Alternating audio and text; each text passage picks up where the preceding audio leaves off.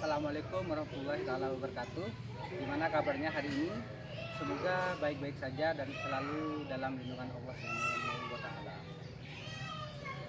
Di video pembelajaran kali ini kita akan membahas tentang interaksi makhluk hidup dengan lingkungan.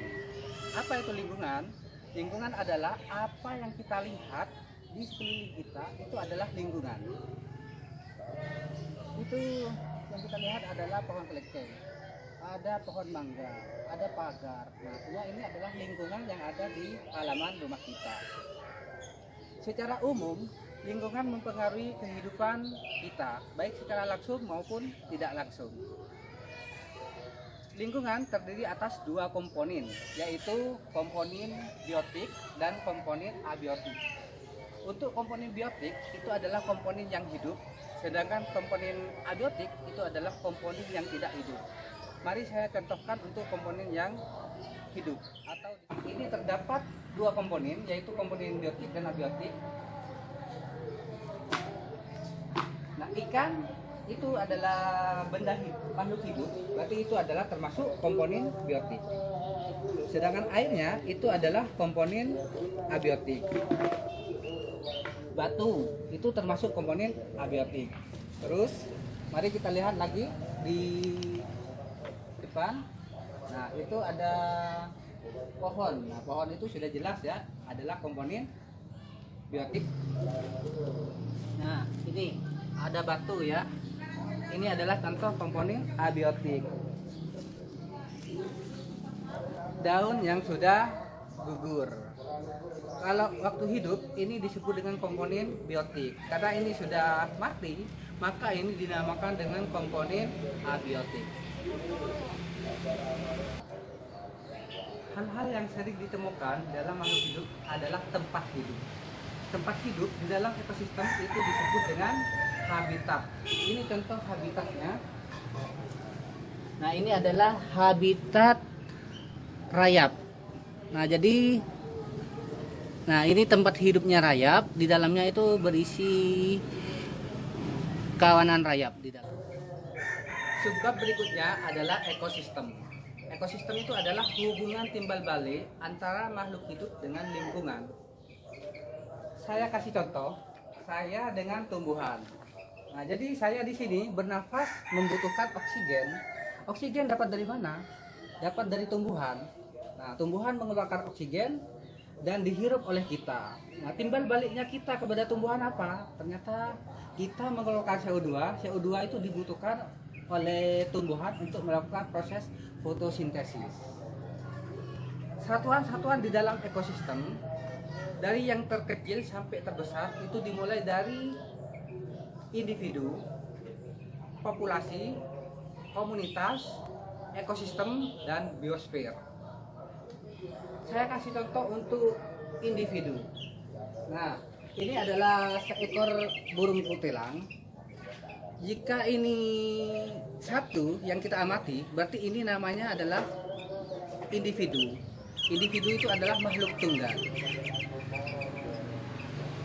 Selanjutnya adalah populasi. Populasi itu adalah kumpulan dari individu.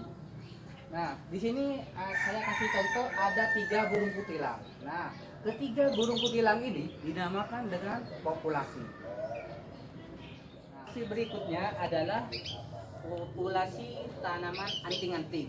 Nah, jadi karena ini sudah terjadi perkumpulan, maka ini disebut dengan populasi anting-anting. Di sini ada menemukan populasi burung kutilang. Terus ada populasi semut. Maka semuanya ini jika berkumpul dinamakan dengan komunitas.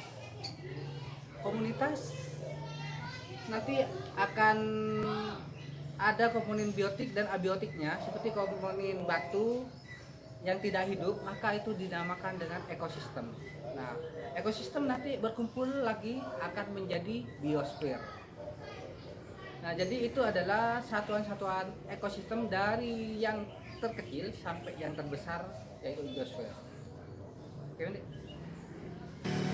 interaksi makhluk hidup terjadi peristiwa makan dan dimakan yang disebut dengan rantai makanan.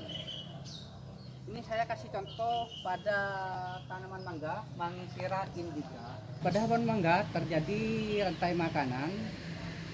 Yang pertama pohon mangga. Nah, pohon mangga ini di dalam ekosistem disebut dengan produsen. Produsen itu adalah makhluk hidup yang autotrof. Artinya dia bisa membuat makanan sendiri. Nah, produsen nanti akan dimakan oleh konsumen satu. Siapa konsumen satu? Konsumen satu adalah ulat. Terus ulat nanti akan dimakan oleh konsumen dua. Konsumen dua adalah burung pemakan ulat. Terus burung pemakan ulat itu nanti akan dimakan oleh ular. Ular akan dimakan oleh elang. Nah, itu akan membentuk suatu rantai, yaitu rantai makanan. Nah, dalam suatu rantai makanan itu tidak boleh ada yang terputus. Jika terputus, maka itu akan menyebabkan ekosistem itu tidak stabil. Saya akan kasih contoh dulu. Di sini sangat banyak burung elang. Nah, burung elang itu sering diburu oleh masyarakat kita. Akhirnya burung elang sekarang sudah tidak ditemukan lagi. Apa yang terjadi? Burung pipit merajalela. Tikus-tikus yang ada di sawah itu juga akan merajalela. Nah, sehingga ekosistem yang sekarang itu sudah bisa dikatakan tidak stabil. Oke. Interaksi makhluk hidup juga berhubungan dengan makhluk hidup yang lain yang disebut dengan simbiosis. Simbiosis itu terdiri atas 3 macam. Ada simbiosis mutualisme, simbiosis komensialisme, dan simbiosis parasitisme. Untuk simbiosis mutualisme itu adalah simbiosis yang saling menguntungkan. Di situ saya kasih contoh pohon mangga dengan lebah, bunga pohon mangga dengan lebah. Nah, di situ mangga yang bunganya dihinggapi oleh lebah itu akan terjadi penyerbukan. Berarti pohon mangga mendapat keberuntungan. Sedangkan lebah di situ akan menghisap nektar bunganya dan itu akan mendapatkan makanan. Nah, jadi di dalam peristiwa itu disebut dengan simbiosis mutualisme karena sama-sama menguntungkan. Terus komensialisme. Simbiosis komensialisme kita bisa lihat di situ di pohon mangga itu ada sarang burung. Nah, itu cuman kurang jelas dilihat karena agak tinggi sarang burungnya. Nah, di situ terjadi peristiwa komensialisme. Yang pertama, pohon mangga itu ditempati sarang burung pipit. Nah, di situ sarang burung pipit mendapatkan keuntungan yaitu mendapat tempat tinggal. Sedangkan pohon mangga itu tidak dirugikan dan juga tidak diuntungkan. Berarti itu yang disebut sebagai simbiosis komensialisme. Yang ketiga adalah simbiosis parasitisme.